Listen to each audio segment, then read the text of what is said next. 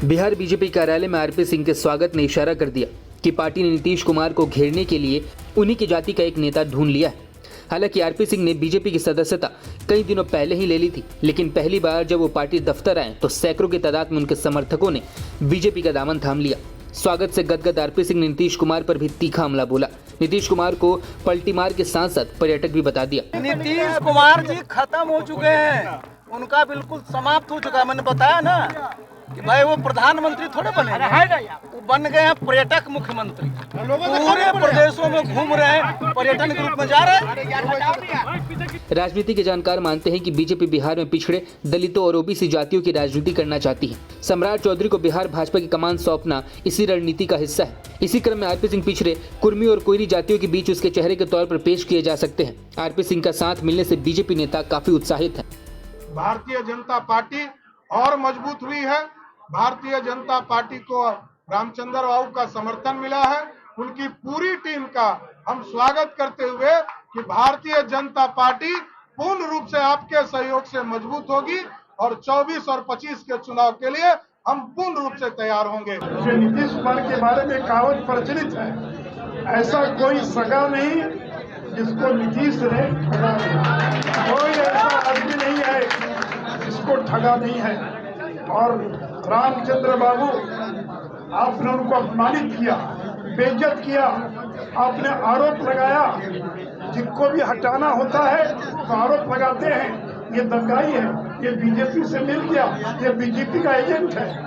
अगर 20 साल 25 साल तक रामचंद्र बाबू आपके साथ है तो आपको पता नहीं चला कि ये किसके एजेंट है। माना यह भी जा रहा है कि बीजेपी उपेंद्र कुशवाहा, जीतन राम मांझी और चिराग पासवान को दोबारा साथ लाने की रणनीति पर काम कर रही है। इससे वह 2024 के लोकसभा चुनाव में नीतीश कुमार के सामने मजबूत चुनौती पेश कर सकती है।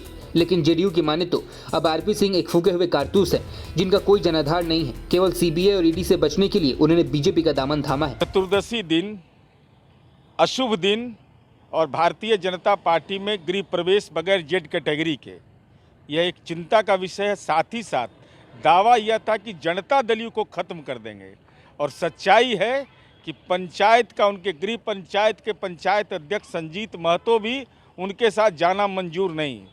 और सीबीआई इनकम टैक्स के भय से आरसीपी सिंह भाजपा के शरण में चले गए, चूँकि इन्होंने संपत्ति राजनीति में अर्जित किया, जिसका खुलासा मीडिया ने पहले के दिनों में किया है। तो भारतीय जनता पार्टी ऐसे छूटे हुए कारतूस, जिनका कि अपने गांव में भी जनाधार नहीं है, उनके अगर प्रभाव में आकर करके अगर सत्ता परिवर्तन की बात सोच रहा है तो हम समझते हैं कि दिन में ही इस सूर्य को दीपक दिखाना है। भारतीय जनता पार्टी को अपने पार्टी के नेताओं पर भरोसा नहीं रहा, तो किराए के नेता अपने पार्टी में ज्वाइन करा रहे हैं। आरसीपी सिंह जी का मतलब ही है रिजेक्टेड चैप्टर इन पॉलिटिक्स। तो ये एक्सपायरी दवा से बीजेपी अपना बीमारी क्या ठीक करेगी? तो बीमार जनता पार्टी बन गई है, बीजेपी का मतलब है। तो भारतीय जनता पार्टी का इलाज एक्सपायरी दवा से नहीं होगा और रिएक्शन होगा। और आरसीपी सिंह जा करके भारतीय जनता पार्टी की पूरी नैया को ही डुबाएंगे। हालांकि बिहार की राजनीति में आरपी सिंह के असर को लेकर अभी भी कयासबाजी जारी है, क्योंकि बीजेपी आरपी सिंह से जिस कुर्मी वोट बैंक को साथ लाने की उम्मीद कर रही है, उसके बड़े नेता के तौर पर नीतीश कुमार पहले से मौजूद है। ऐसे में वो कुर्मी कोयरी समुदाय को बीजेपी की तरफ कितना खींच पाएंगे, ये सवाल अभी भी बरकरार है। बीजेपी को एक और राम मिल गए हैं, साथ में उनकी सेना भी अब बीजेपी में शामिल हो गई है। खबर यह भी है कि आरसीपी सिंह अगले लोकसभा चुनाव में नालंदा से चुनाव भी लड़ेंगे।